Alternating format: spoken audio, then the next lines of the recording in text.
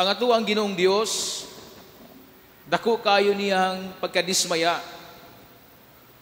Iya kining gisulti ngadto kang propeta Jeremias, o mo kanato nadungog sa ng pagbasa, nga nadismaya sa pag-ayo sa mga pangulo o sa mga leaders sa iyang panahon.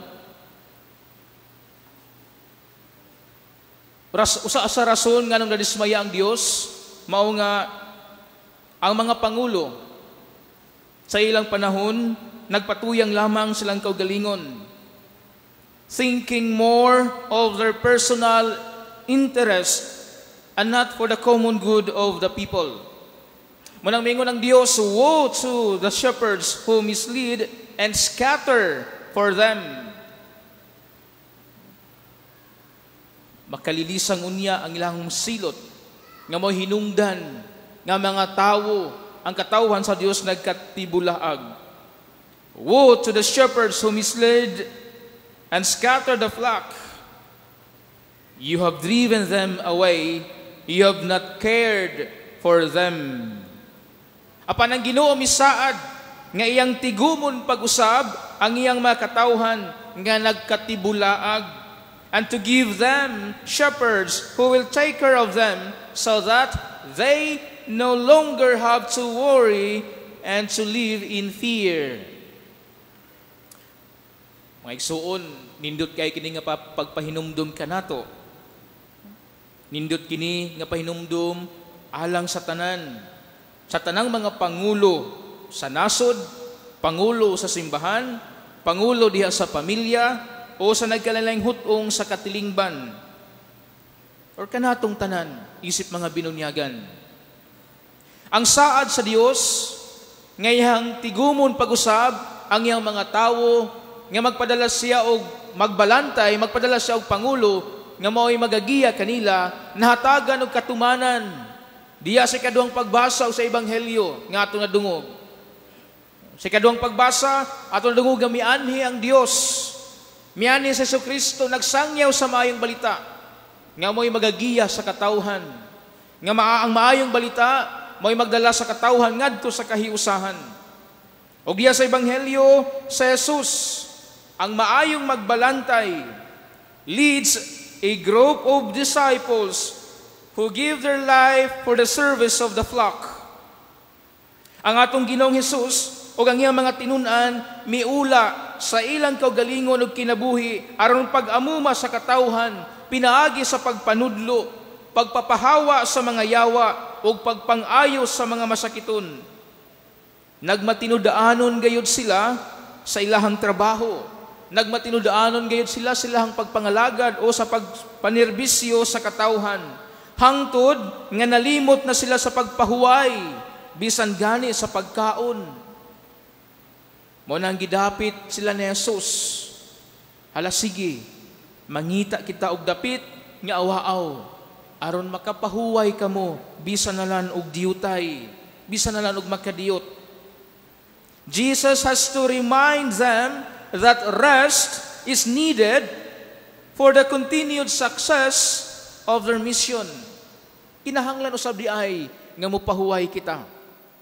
Kinahanglan usab di ay nga tagaan natong panahon ang atong kaugalingon, aron makagain na pud kita og kusog sa pagpadayon diya sa itong pagpangalagad o pagpanerbisyo sa katilingban. Ang Ebanghelyo nagdasig o naghagit usab sa mga pangulo diha sa gobyerno, pangulo diha sa simbahan, pangulo diha sa nagkalaing hutong sa katilingban o diha sa pamilya. Kanatong tanan nga magmatinud-anon kita diha sa pagpangalagad, diha sa pagserbisyo. Ang Dios nga nagtan-aw sa atong pagpaningkamot, nagtan-aw nga kita nag-ugmad alang sa kayuhan sa tanan, mag-andam gayud siya og dapit nga awaaw aron kita makapahuway, bisan na lang og gamay uban kaniya. Sa pagkawas ni Jesus sa sakayan, nakita niya kining dakong panon sa katawhan ug naluoy sa pag-ayo kanila, kay sama man sila sa mga karnero nga walay magbalantay, ug gitudluan niya sila og daghang mga butang. Jesus feels deep compassion for them, and in a way, perceives the needs of people for guidance and protection. He and his disciples have to work hard to provide life and the right direction for the flock.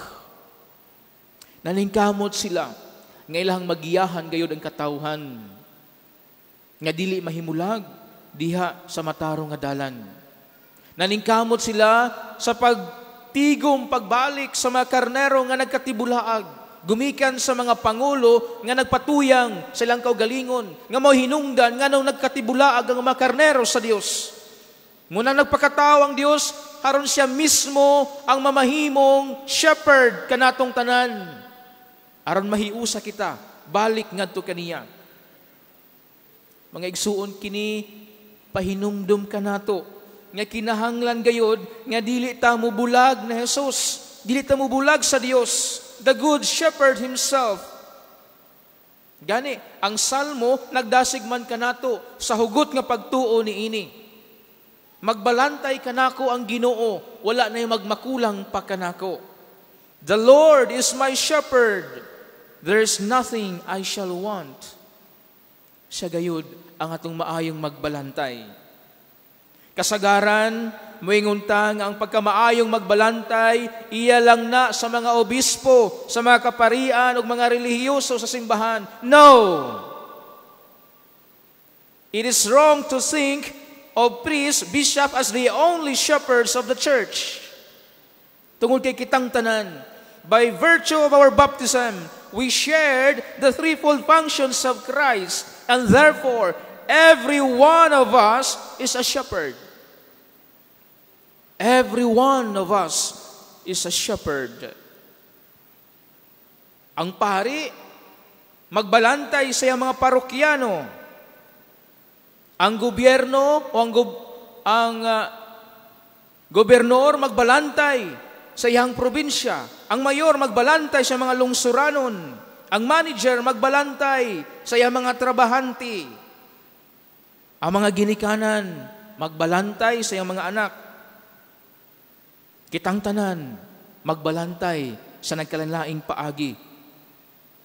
And as a shepherds, God expects us to give unconditional service to those entrusted to our care, to care of our co-shepherds, and always to feel compassion upon seeing the unmet needs of people.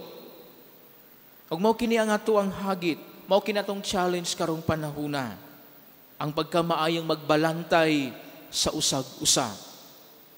Ang pagkamaayong magbalantay, isip o diha sa pamilya, diha sa komunidad. Og maninguha kita makaigsunan ko ni Kristo, nga ato kining mapuy-an. Atong mapuy-an ang pagkamaayong magbalantay, dili ang pagkamaayong manghimantay. Managlahi na ha. Maayong magbalantay, dili maayong manghimantay. Manamamalandong ta sa tong tagsatag sa kakaugalingon karon. Nahimo ba akong maayong magbalantay? O nahimo akong maayong manghimantay sa akong mga kaigsuunan, sa akong mga isig katawo? Ato ng pamalandungan.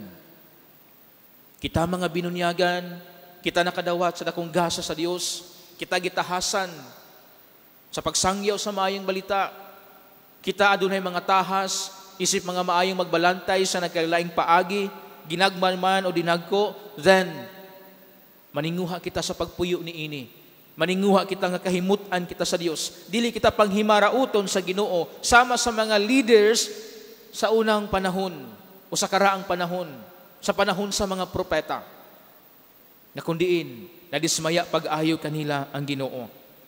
O sa ato ang pagkamaayong magbalantay, di kita angay nga mawadag paglaom. We have to remember, nothing is impossible with the Lord. Ang ato lang, mutuo ug musalig kita kaniya. Mutuo ug musalig kita kaniya. Siya maghatag kanatog kusog. Siya maghatag kanatog kadasig. Di astong pagtuman, siyang kabubuton ug kasuguan dinhi sa kalibutan. Siya maghatag kanatog giya siya maghatag kanatog proteksyon ug panalangin sa ato ang pagkamaayong magbalantay sa nagkalalaing paagi. Busa atong itugyan ang tanan ngadto sa Dios. Ug pangayoon nato ang tabang sa Espiritu Santo nga kanunay kitang malamdagan, kanunay kitang makaamgo ug makita nato ang mga butang nga angay natong pagabuhaton isip mga magbalantay. Ato kining ihalad og pangayoon sa atong pagpadayon ining santos nga Eucharistia. Amen.